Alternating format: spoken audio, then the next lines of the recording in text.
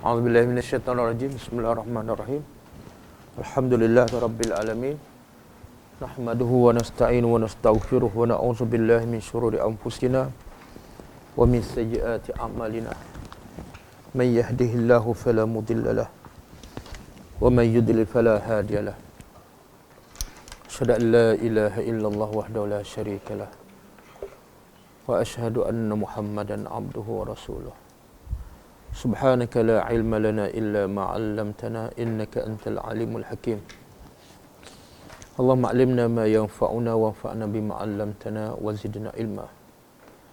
Allahumma ati anfusana taqwaha wa zakkiha anta khairu man zakkaha. Anta waliyuha wa maulaha. Rabbi yassir wa la tu'assir. Rabbi tammim bil khair amma ba'du. Okey, yang lepas, ayat yang lepas Allah menyebut waman azlam, tidak ada orang yang paling zalim daripada orang yang bila diingatkan ayat Allah dia berpaling. Pengajarannya apa dah? Siapa je ada sifat tu dengan ayat Allah ataupun dengan hadis sahih dia berpaling, maka kita bagi tahu padanya sebenarnya kat dunia ni kamu lah yang paling zalim. Apa dalil? Surah ni. Tidak ada yang lebih zalim yang berpaling daripada ayat Allah. Ada setengah tempat yang engkar. Mana lagi tu? Dia kadang-kadang Tuhan guna a'rada, kadang-kadang ankara. Dan kadang-kadang Tuhan guna dalam ayat lain. Sini semua dalam surah Al-Kahfi, fa'a'rada. Bila fa apa mana? Dengar aja terus berpaling. Kalau semua lambat sikit. Tapi natijahnya azlam. Dua-duanya paling zalim. Boleh?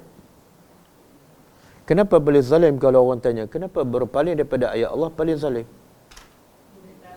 Ha? Sebab dia tolak kata-kata pencipta dia. Kita tolak kata-kata bapa kita, mak kita yang mengandung dan membesarkan kita pun dah zalim. Betul? Tiba-tiba tolak kata-kata pencipta kita, yang beri nyawa kita 24 jam. Tidak ada lebih zalim daripada itu. Kalau orang tu tak belajar langsung, dia tak berpaling, tak belajar langsung, sebenarnya berpalinglah tu. Yang dunia dia mengadap, tak endah. Yang dunia dia mengadap, dia hadam sampai lumat, sampai otak. Pasal dunia, pasal pengurusan, pasal IT sampai hadam, sampai hancur buku tu. Tiba-tiba Quran tu sampai berdebu, dia tak buka. Itu berpaling lah tu, berpaling. Secara tak langsung dia berpaling. Macam saya sebut, satu hari kan, kita buka telefon mungkin 1 jam, tapi 1 hari tak buka Al-Quran, itu sebenarnya berpaling tu. Seolah apa dia? Kita rasa hari ni Quran tak penting. Kata-kata manusia penting. Berpalinglah tu. Tu ulama mengatakan tanda orang beriman, tanda orang cinta pada Allah, Quran sentiasa dibaca. Sentiasa ditadabbur. Sentiasa. Tak ada masa dia berhenti baca. Okey. Kemudian Allah beritahu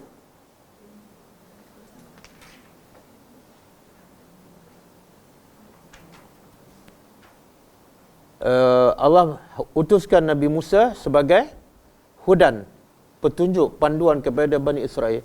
Dan Allah jadikan di kalangan Bani Israel sebagai a'immah. Apa makna a'immah? Pemimpin. Apa makna pemimpin? Bukan yang memimpin. Tak mestinya pemimpin tu yang memimpin. Pemimpin yang sebenar apa dia? Satu. Yang kedua, bila dia mati, orang tetap berpandu pada akhlak dia. Itu pemimpin. Bukan makna mesti dia memimpin. Nabi Ibrahim tak jadi pemimpin, tapi orang jadi contoh sejarah hidup dia. Kemudian Allah bagi itu juga syarat untuk jadi pemimpin 2. Apa dia? 1, sabar.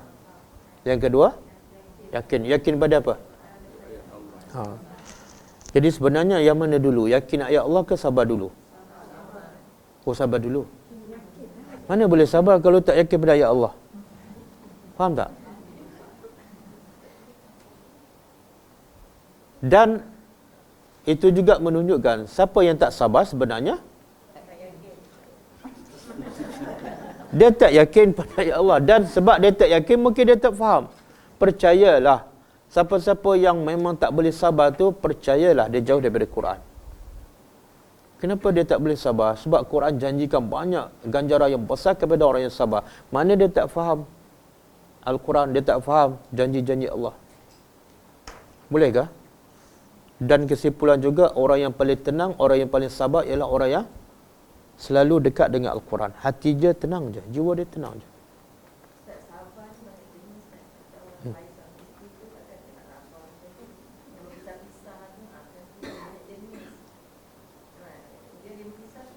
Apa maksud banyak jenis? Maknanya ada sabar yang boleh sabar, ada sabar yang tak boleh sabar. Tak sabarlah tu.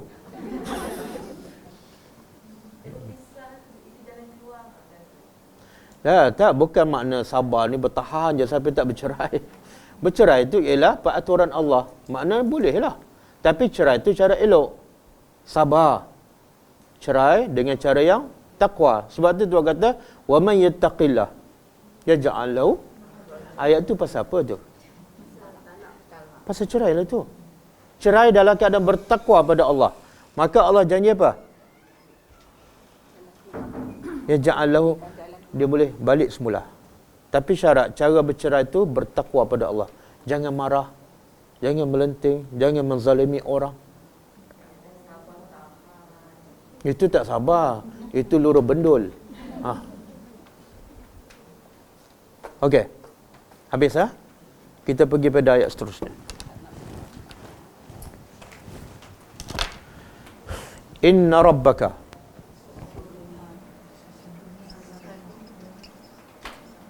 ini salah satu harfu taukid. Inna, sesungguhnya. Rabbaka, kita terjemah harfiah, pencipta engkau. Rabb mana dia? Pencipta, pemilik, dan satu lagi, pentadbir. Sesungguhnya pencipta engkau, huwa. Dia kena terjemah macam ni. Kalau huwa, dia panggil dhamirul fasli. Dialah sahaja. Kena terjemah dialah sahaja.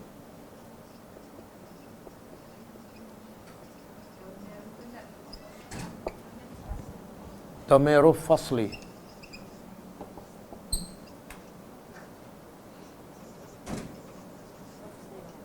Fasli ni pemisah. Macam ni. Kalau tak ada huwa,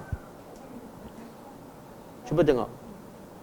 Sesungguhnya Tuhan engkau, yafsilu, dia yang menghukum. Lengkap ayat tu. Lengkap. Tanpa dhamir. Tapi kenapa? Apa faedah Allah bawa dhamir ni? Allah nak bagi tahu hanya dialah. Sama juga ayat kul. Cuba sambung. Kul.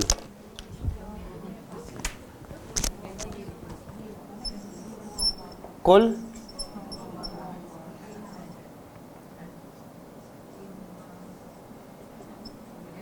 Kan?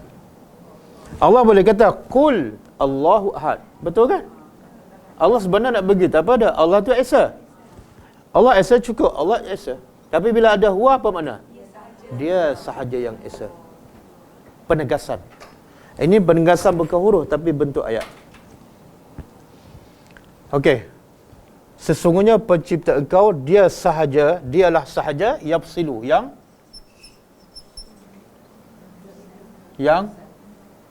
menghukum.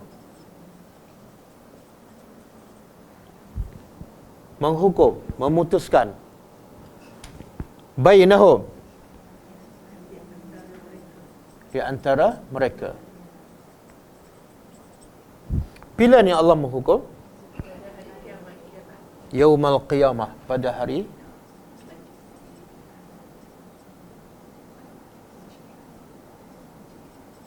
Kenapa Allah menghukum pada hari kiamat? Adakah Allah ada kuasa pada hari kiamat sahaja? Tak. Kat dunia Allah ada kuasa tak? Kenapa Allah tak hukum kat dunia lagi? Ha? Jadi Allah hukum ni dari segi apa? Balasan.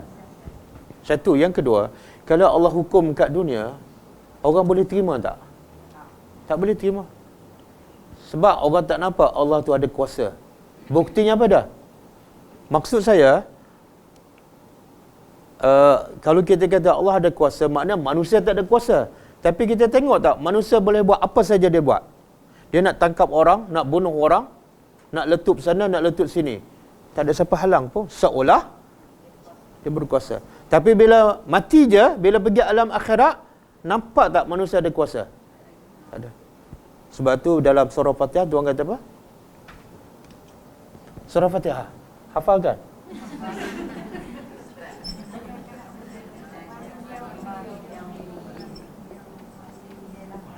Tak, ayat ni je. Cuba terjemah. Malik. Bila ni Malik? Yaumiddin. Apa makna Yaumiddin? Sebenarnya Allah ni raja, pemilik, bukan hari ad-din saja. Yaumid, sepatut ayat Maliki Yaumid dunia waddin. Tapi kenapa Allah tak sebut dunia? Sebab yang betul-betul Allah akan balas, yang betul-betul nampak Allah berkuasa, yang betul-betul nampak manusia ada kuasa, Yaumiddin je. Kat dunia kamu nak buat apa, buatlah. Sebab Allah bagi pilihan. Kenapa Allah bagi pilihan? Sebab ujian. Tapi di akhirat besok Allah tarik pilihan. Kenapa pula tarik pilihan? Sebab waktu bukan ujian, waktu balasan. Boleh? Dan Allah hukum di antara mereka pada hari kiamat. Hukum tentang apa ni? Fima, pada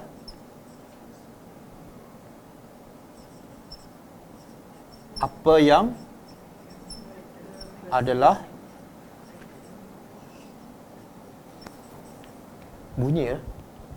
Siapa yang tak suka bunyi, sabar. Ha. Adalah mereka padanya yakhtalifun, berselisih, bersengketa. Apa yang Allah nak bagi tahu ni? Kalau Allah kata Allah yang memutuskan antara mereka pada hari kiamat, dah cukup kan? Tapi Allah sebut lagi, fima kanu fihi yakhtalifun. Allah hukum pada perkara yang mereka berselisih.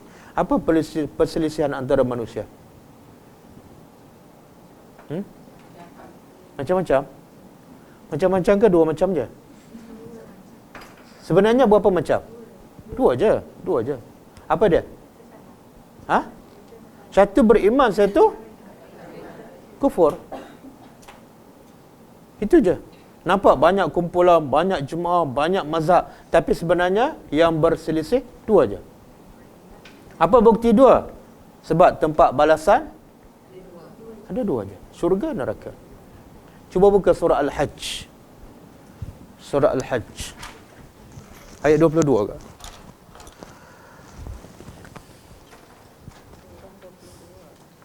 Surah 22.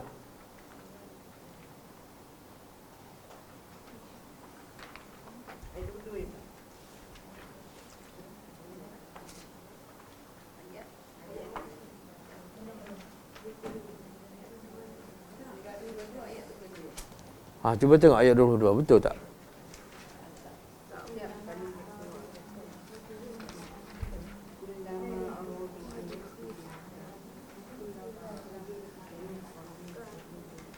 Bukan ah?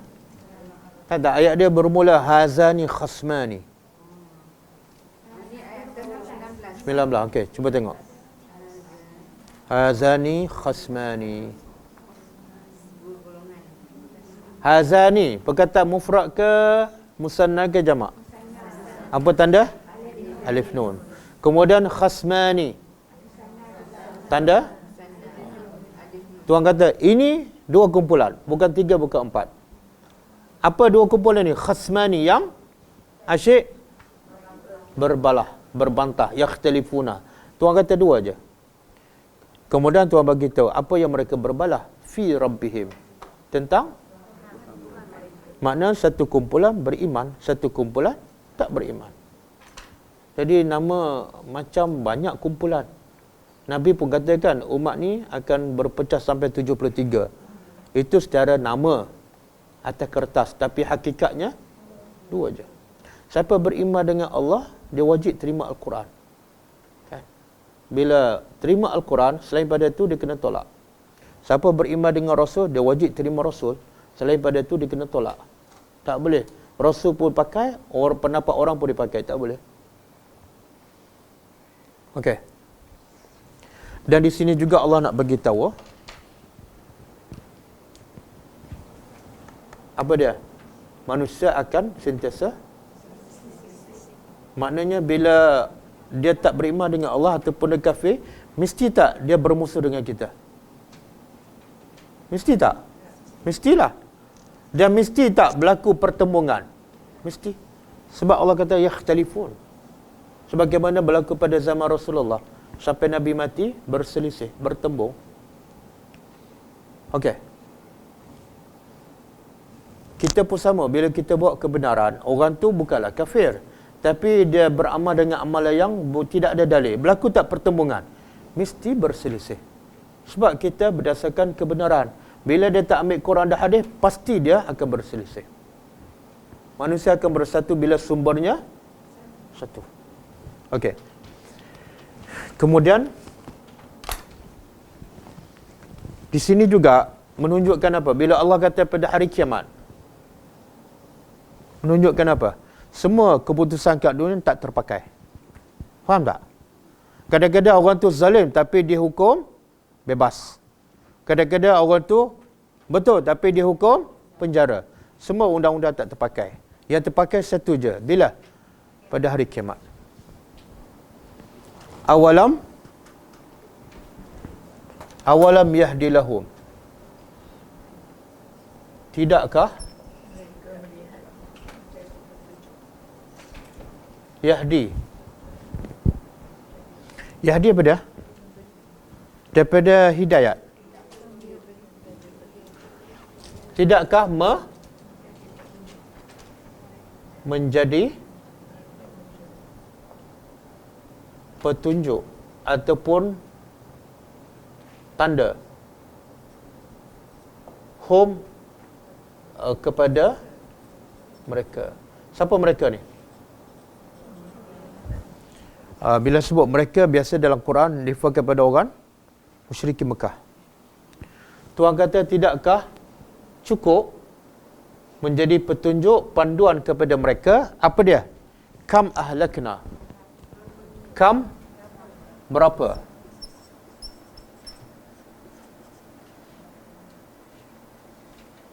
Berapa ramai? Ahlakna. Kami telah binasakan. Min qablihim. Dari sebelum mereka. Siapa ni ya Allah binasakan? Minal qurun. Daripada apa makna qurun? Dia mufrad ke jamak? Ha? Jamak. Mufrad? Ha? Qarni. Qarni ke qarnu? Baris akhir tak penting. Nabi kata apa? Khairun nasi.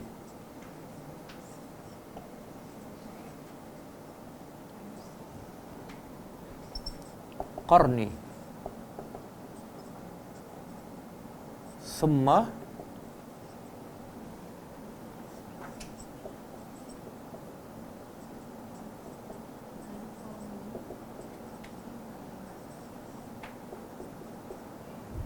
hadis Sahih Al-Bukhari Cuba terjemah.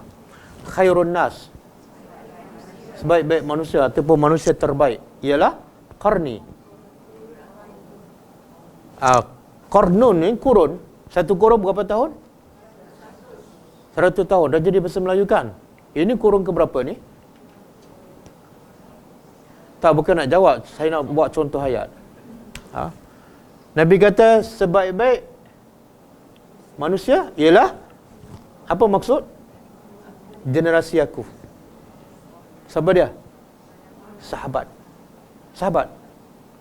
Pengiktirafan daripada Rasulullah, manusia terbaik. Dari segi apa terbaik ini? Dari segi iman, dari segi infak, daripada segi ibadat, dari segi akhlak, dari segi pengurusan segala-gala. Tak boleh lawan. Sebab tu bila cela sahabat, kafir. Sebab Nabi kata terbaik. Bila dia cela, dia kata tak baik. Bercanggah dengan hadis Nabi. Kemudian generasi terbaik siapa dia? Summal lazina, kemudian orang-orang yang yalunahum, yang mengikuti qarni ini. Siapa dia? Tabi'in. Generasi tabi'in yang kedua. Kemudian sambungan yang mengikut tabi'in, tabi'in. Lepas tu tak berapa comel dah. Zaman kita tahu pun, maka rujuklah kepada orang yang comel ni. Orang yang comel siapa dia? Sahabat Nabi. Sahabat. Sekarang kadang-kadang dia sambut apa? Haul Syekh si Fulan bin si Fulan. Menyambut apa ni, sempena kematian dia setahun. Sampai orang tak kenal sahabat Nabi. Siapa lebih mulia? Syekh dia ke Abu Bakar? Abu Bakar. Ni pengiktirafan sebaik-baik manusia ialah sahabat-sahabatku. Dan sahabat pernah tak sambut setahun kematian Abu Bakar? Tak. Padahal dialah yang paling mulia. Nabi kata ada syurga yang paling tinggi ada tempat paling tinggi di syurga. Di situlah tempat Abu Bakar dan Umar. Tapi sahabat lain tak pernah sambut kematian Abu Bakar setahun. Sahabat lain tak pernah sambut kematian Umar setahun. Tiba-tiba dia sambut kematian Syekh dia. Siapa Syekh? Bukan kita nak merendahkan. Tak, perbuatan itu merendahkan sahabat. Sahabat yang hebat pun tak perlu disambut. Kenapa kamu nak sambut Syekh kamu? Faham tak? Kita pula ramai-ramai pergi sambut. Ya Allah, tak tahu apa dia. Kemudian ceritalah sejarah hidup Syekh dia. Bila tanya, kenal tak Abu Bakar? Tak apa kenal. Itu dah melebihkan orang lain daripada generasi sahabat. Salah tu. Boleh ke? Jadi macam mana? Tak betul lah. Tak betul, jangan buat lah. Tak, dia boleh sampai merosakkan akidah. Bila kita lebihkan orang yang tak sepatut, kita lebihkan. Boleh? Bukan makna kita tak sambut Syekh tu, kita merendah dia. Tak. Kita mengutamakan yang utama. Dan Nabi pun kita sambut tak kelahiran dia? Tak, dalam Islam. Abu Bakar sambut tak kelahiran Nabi? Tak. Siapa lebih cinta pada Nabi? Abu Bakar ke Pakcik Bakar? Abu Bakar paling cinta. Dan Umar sampai tahap dia nak bunuh kan. Siapa cerita Nabi mati, aku nak bunuh. Tapi Umar tak pernah sambut maulid Nabi. Kenapa? Dan Umar ni generasi terbaik. Kenapa tak nak ikut generasi terbaik? Kenapa nak ikut generasi yang terkemudian? Itu sifat yang salah. Pemila yang salah. Tak perlu. Nabi suruh sambut ke suruh ikut? Ikut. Tahu pun. Okey. Kalau satu qarnun. Kalau jamak dia qurun. Ni qurun. Jamak apa ni? Jamak taksir. Tambah ke kurang ke ubah baris? Tambah. Okey, apa maksud dia? Berapa ramai kami telah binasa sebelum mereka? Mereka ni orang musyrikin Mekah. Berapa ramai dah kami telah binasa minal qurun, daripada umat-umat dahulu. Qurun makna umat-umat dahulu.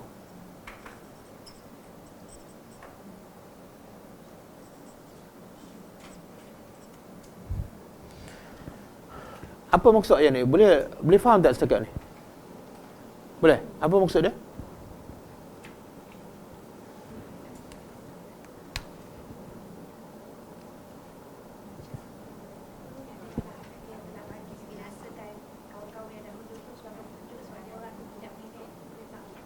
Tak. Itu tadabbur.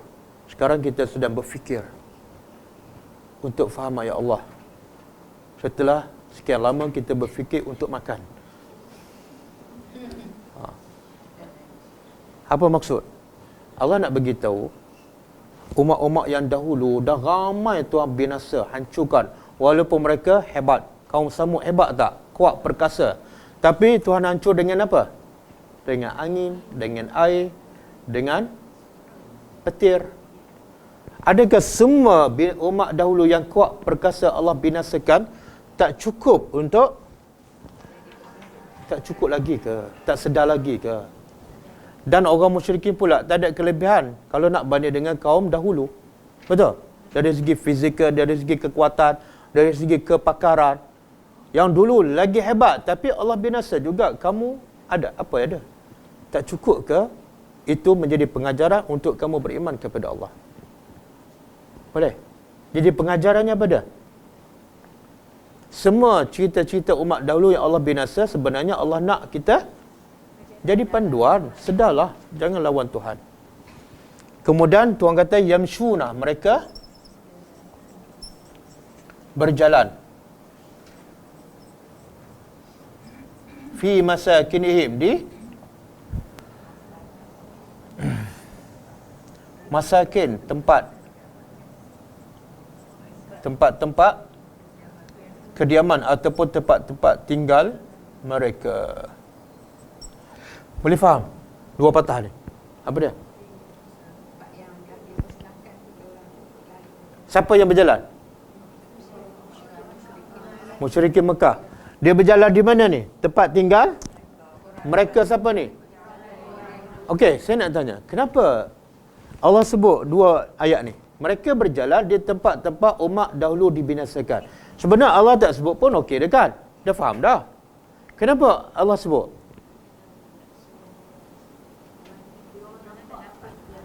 Apa faedah? Subhanallah. Dia dengar dengan nampak beza tak? Dia dengar, dia panggil apa? Kalau dengar. Dia tahap ilmu ni ada berapa semua? Ilmu ni ada 3. Satu, ilmu yaqin. Yang kedua, ainul yaqin. Yang ketiga,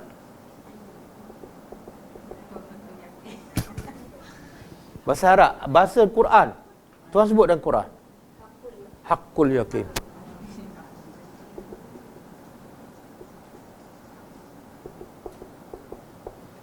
Yang paling rendah, ilmu yaqin. Jadi kita dengar cerita dalam Quran, kaum Samud dibinasakan. Itu dipanggil apa? Tahap apa tu? Sekarang, orang Mekah ni, dia nampak lagi, sepatutnya lagi yakin. Sebab dia nampak. Di mana dia nampak ni orang Mekah? Di mana? Contoh kan, ini peta apa ni?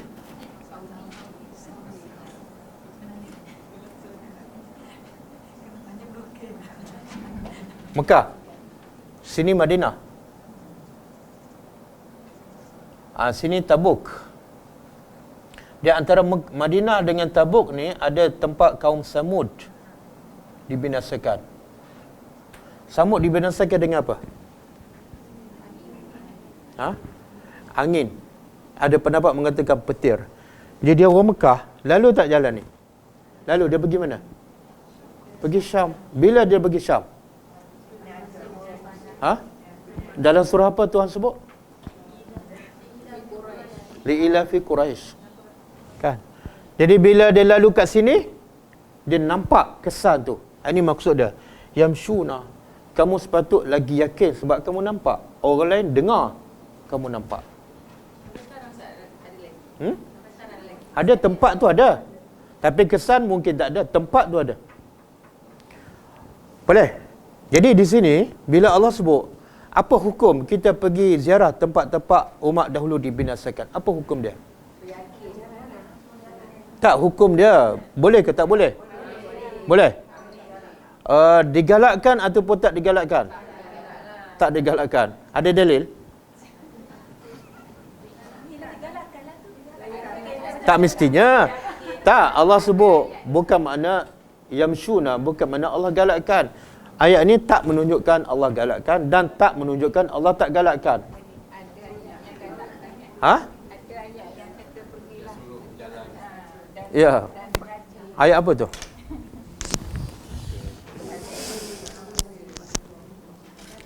Okey. Berjalan di muka bumi.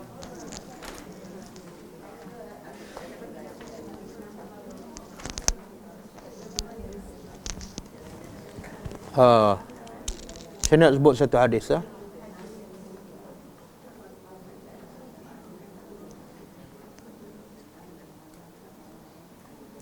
Dengar hadisnya. Hadis ni hadis sahih riwayat Bukhari. La tadkhulu, jangan kamu masuk. Bila jangan tu makna larangan. Ala haula'i al-mu'azzabin, kepada mereka-mereka yang diazab. Jangan masuk. Illa an takunu bakina, kecuali dalam keadaan kamu bakin, menangis. Jangan masuk. Kecuali dalam keadaan menangis. Hadis riwayat Bukhari. Fa in lam takunu bakin, sekiranya kamu tak mampu menangis, fala tadkhuluha, jangan masuk. Tak, pergi tempat itulah. Tempat orang kena seksa. Ha. Hadis sahih riwayat Bukhari. Jadi macam piramid tu semua. Okey, saya tulis hadis itulah orang kita ni, saya pun tak faham lah. Kadang-kadang ustaz yang bawa pelajar dia pergi melancong tempat tu. Hadis ni tak galakkan. Bukan tak boleh. Hadis tak galakkan.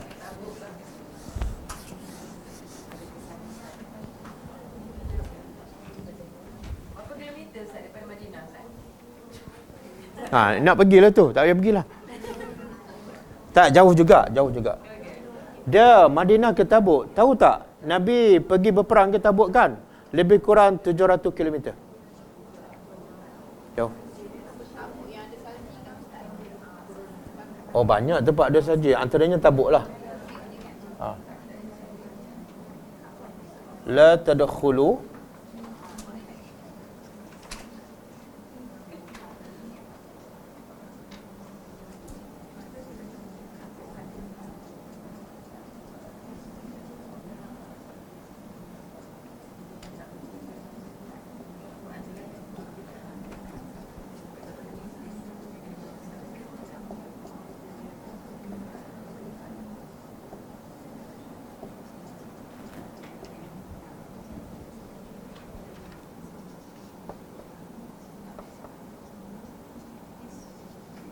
hadis sahih riwayat Bukhari.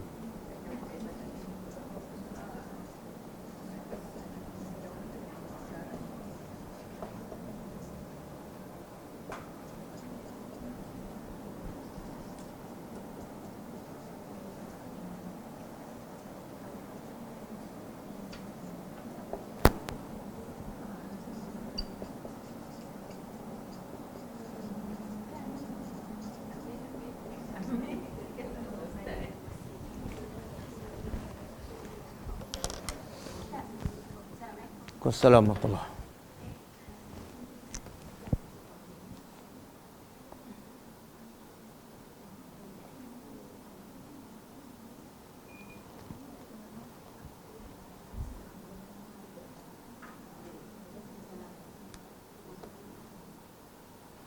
Dan Imam Bukhari, hadis ni dia tulis dalam tajuk bab la tadkhulu masakinal ladzina zalamu anfusahum. Dia tulis tajuk dia. Bab menyatakan tidak boleh masuk tempat-tempat orang yang menzalimi diri mereka. Orang yang kena azab lah. Tidak boleh masuk. Kecuali dalam keadaan menangis. Kalau kita lalu tak apa. Yang dilarang masuk, duduk kat situ.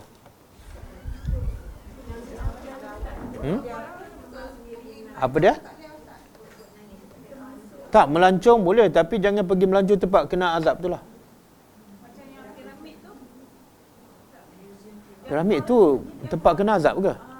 Bukan kan? Tak, kat mana Korun? Yang korun yang dia tenggelam. Tapi tempat dia yang pasti tak tahu kan. Ada kat Egypt, ke Mesir. Wallahu a'lam. Dia bawa Mesir, dia kata itu tempat dia pada banda dia tenggelam seekor. Sebenarnya tak ada dalil yang mengatakan jelas di mana tempat Qarun ditenggelamkan bumi. Laut mati apa sah? Laut mati tu kata tempat kaum Nabi Lut. Kan? Kalau betul tempat tu memang tak boleh lah. Kalau nak pergi kena menangis. Kita menangis tu macam mana? Kita sedang apa tu buat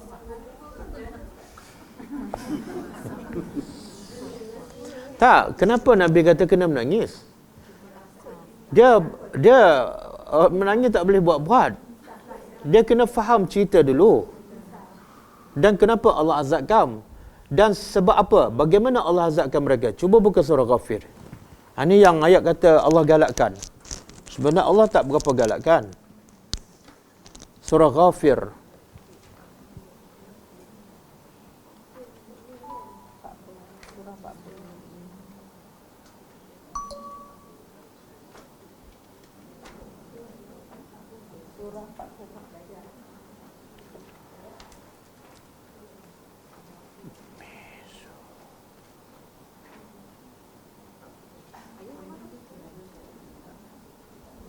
Sekejap.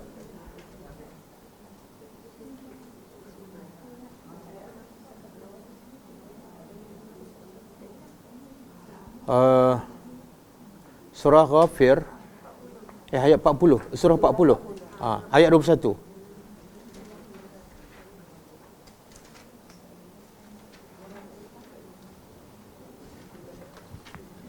Jumpa. Cuba tengok, cuba tadabbur ayat ni. Tuhan kata awalam yasiru. Tidakkah mereka berjalan fil ardi, di atas muka bumi. Tengok lepas tu. Fayanzuru. Lalu makna berjalan tujuannya apa dah? Yanzuru. Apa makna yanzuru? Memerhati. Memerhati apa? Bukan memerhatikan tempat, memerhati kaifa. Kaifa apa dah? Kena faham berkata kaifa. Bagaimana Allah binasakan. Bukan perhati tempat. Sebab itulah kita kena faham cerita dan bagaimana cara Allah azabkan. Contoh kaum Ad. Allah binasakan dia macam mana?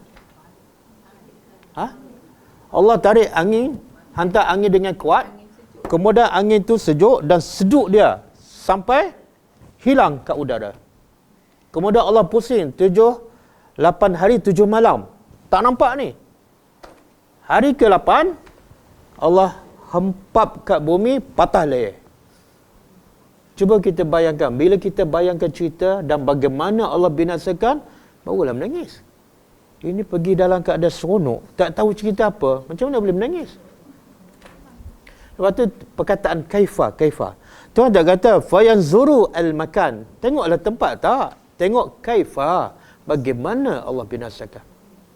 Sama juga alam tara kaifa fa'ala. Tuhan bukan suruh kaji tempat mana Allah hancurkan tentera bergajah, tak. Kaifa, bagaimana Allah binasakan. Perkataan kaifa tu yang penting. Maka kita kena berfikir. Bila kita fikir bagaimana Allah binasakan, barulah kita rasa ya Allah, teruknya azab dan hebatnya Tuhan. Kan? Dan zalimnya mereka, sebab tu azab pun berat. Barulah kita menangis. Tengok orang sunnah, maaf kan, suka melancong. Tengok tempat macam ni, macam satu melancong tempat-tempat lain, tak boleh. Dia pergi tempat Fir'aun, ambil gambar pula. Pergi laut mati, ambil gambar pula. Menangis jauh sekali, tak boleh. Mandi pula. Mandi pula, betul? Macam dia tak pernah mandi. Apa dia? Ada beberapa ayat yang Allah suruh katakanlah Muhammad. Surah apa? Surah Al-An'am. Katakanlah wahai Muhammad, mengembalilah kamu di muka bumi, kemudian perhatikanlah bagaimana akibat buruk yang menimpa yakni orang-orang yang mendustakan rasul-rasul. Ada kaifa tak?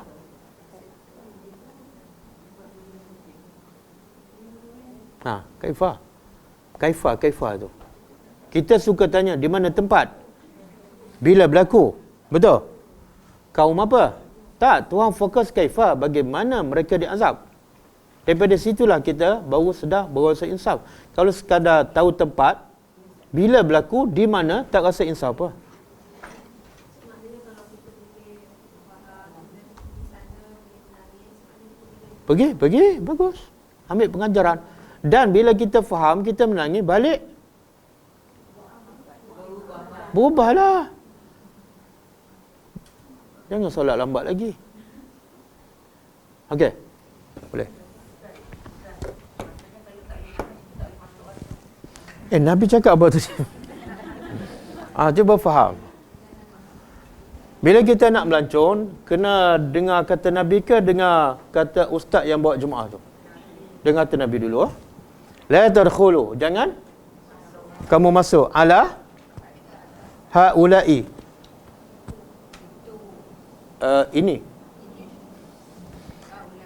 Ini ramai. Kalau ini surah Hazah, ramai sebab apa? Mu'azzabin. Orang-orang ini yang diazabkan. Jangan masuk. Illa, kecuali takunu bakin. Dalam keadaan kamu bakin, kamu menangis. Fa'il lam takunu. Maka sekiranya kamu tidak boleh bakin, menangis. Fala tadkhulu. Jangan masuk. Bila jangan, apa makna dia? Tak boleh masuk. Kalau masuk juga berdosa lah. Sebab mengingkari perintah Rasul.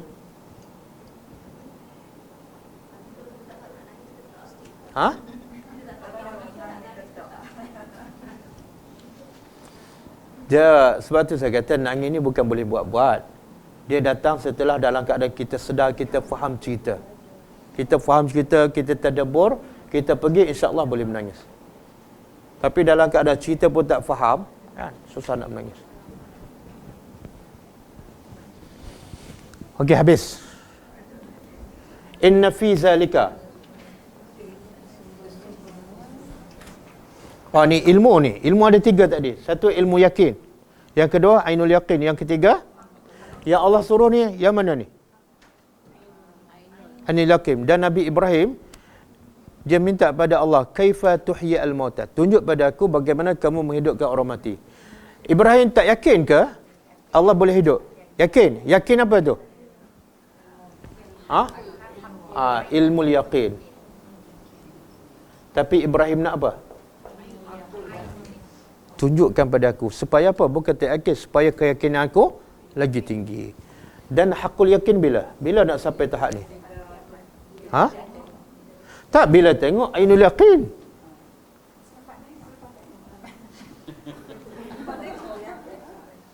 Macam saya kata, dalam syurga, ruman, buah-buah delima kan? Itu dia panggil apa tu?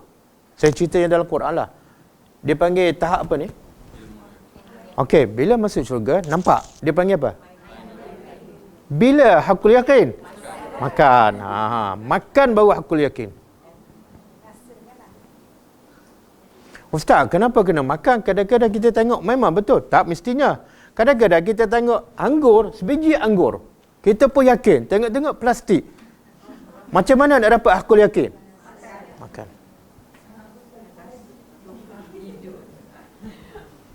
Boleh? Jadi kadang-kadang kita perlu pada ainul yaqin. Inna, sesungguhnya, fi zalik, pada demikian itu. Demikian apa ni? Ni. Umat-umat yang hebat, yang kuat, yang gagah, akhirnya Allah binasakan pula. Allah ada tak umat yang dahulu Allah binasakan dengan bala tentera yang ramai, dengan senjata yang berat, senjata yang canggih? Ada? Kalau Allah binasakan kaum Samud dengan para malaikat yang beratus ribu dengan senjata yang canggih, ada tak menunjukkan kehebatan Tuhan? Tak ada. Tapi Allah binasakan dengan apa? Firaun dengan bala tentera, Allah hanya binasa dengan air lembut. Kaum Ad, dia bangga dengan tubuh badan dia tinggi dan perkasa, dia boleh pecahkan bukit, buat rumah, tapi Allah binasa dengan angin yang lembut. Kita pernah tak berselisih dengan angin? Pernah tak bertemu dengan angin? Kita rasa tak angin? Tak, kadang-kadang tak rasa, tapi angin ada tak? Sebab apa tak rasa? Sebab terlalu lembut. Tapi dengan yang terlalu lembut itulah Allah binasakan kaum. Allah suruh kita fikir. Sebab tu kena tadabbur Al-Quran sebelum pergi melancong. Ha?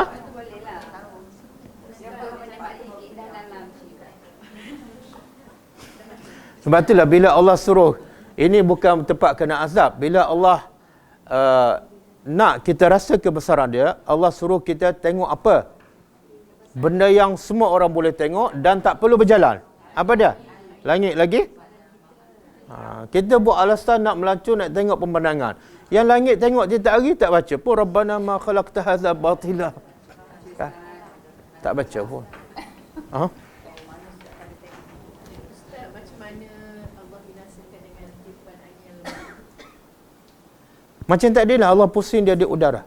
Allah seduk dia di bumi sampai di udara hilang. Orang tak nampak. Hilang.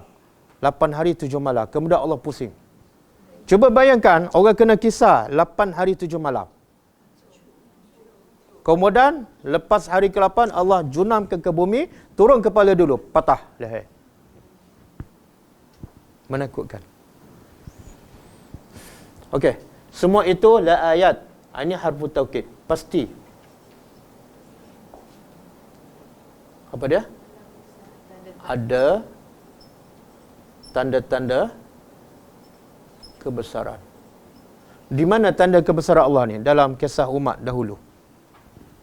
Ialah dengan makhluk yang lembut Allah binasakan makhluk yang gagah perkasa. Afala tasma'u, afala yasma'un? Tidakkah mereka mendengar apa ni? Mendengar ada dua. Mendengar ada dua. Tahu kan? Satu dengar saja tak ikut. Yang kedua dengar, ambil pengajaran dan ikut. Maksud di sini Allah cela, kamu ni, ayat ni mencela ni, tu istifham dia panggil taubih. Allah nak mencela, kenapa kamu tak boleh dengar dan ambil pengajaran? Tidakkah mereka mendengar? Sebab orang kafir, bila di akhirat besok, dia menyesal. Apa antara poin yang dia menyesal? Dalam surah Al-Mulk, Lau kunna nasma'u au na'qilu ma kunna. Kalau dulu kami dengar betul-betul, ambil pengajaran dan na'qilu, kami tadabbur ayat-ayat Al-Quran, kami tak akan jadi ahli neraka sa'ir. Okey, ada masa lagi? Habis. Okey. Cukuplah 2 ayat. InsyaAllah. Setiap ayat kita bagi pengajaran. Tapi masa saya bagi tu datanglah, jangan tak datang pula. Ada soalan ke?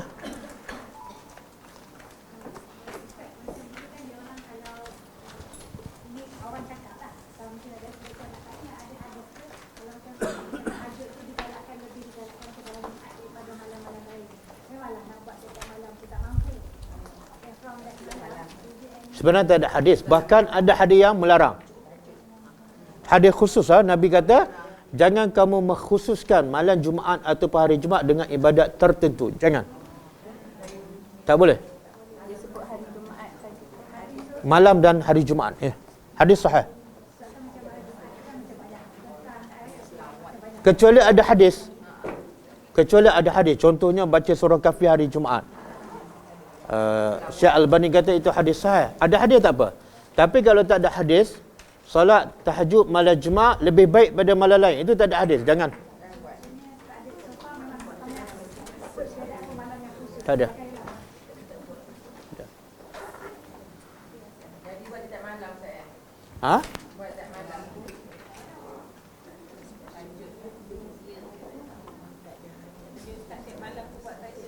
Ikut kemampuan lah. Boleh, tak buat langsung pun boleh.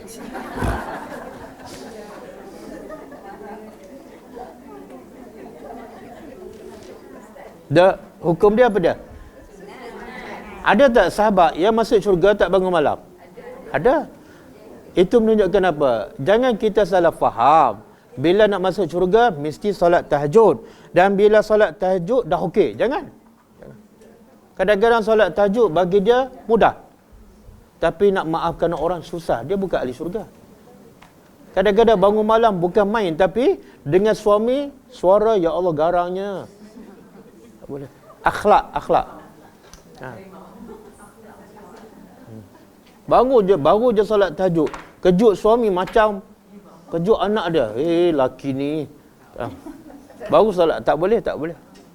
Jadi jangan faham tahajud mesti baik dan tak tahajud mesti tak baik. Pintu syurga ada macam-macam. Ya.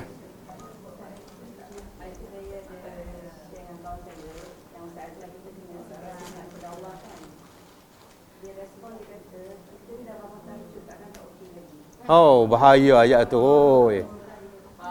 Apa? Bukan bawa KO. Oh, bahaya tu. Tengok, apa punca dia cakap macam tu? Puncanya ialah dia beramal tanpa berpandukan Al-Quran. Saya nak sebut satu ayat daripada surah Az-Zariyat. Tuhan kata apa? Orang-orang muhsinin yang dapat syurga di akhirat besok, kanu qalilan minal laili ma yahja'un. Mereka tidur sikit. Okey? Tapi dia buat apa ni? Solat tahajud. Kemudian wabil ashar yastaghfirun.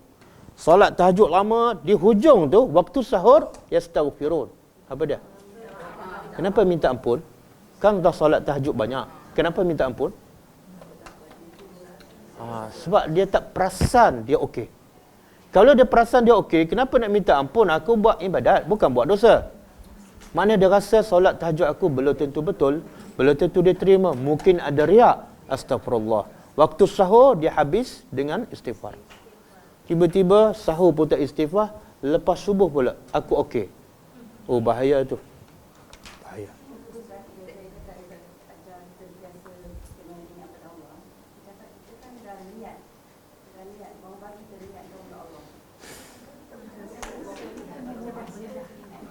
Itulah tipu daya syaitan. Syaitan cukup licik. Talbisu iblis. Kadang-kadang syaitan ni dia pandai. Bila kita suka solat tahajud, dia tak kata jangan solat. Dia kata solat. Tapi dia akan pastikan solat kita haba'an mansura, sia-sia. Ayat macam tu menyebabkan riak. Dan bila riak, sia-sia. Penat letih. Kawan lain tak solat, tak riak. Okey. Dia solat subuh berjemaah, dapat pahala apa? Dan dia tak cerita. Kadang-kadang lebih baik pada kawan tu. Okey, cukup ah. Kita tutup dengan membaca tasbih kafarah. Subhanakallahumma wa bihamdika asyhadu an la ilaha illa anta astaghfiruka wa atubu ilaik. Assalamualaikum warahmatullahi wabarakatuh.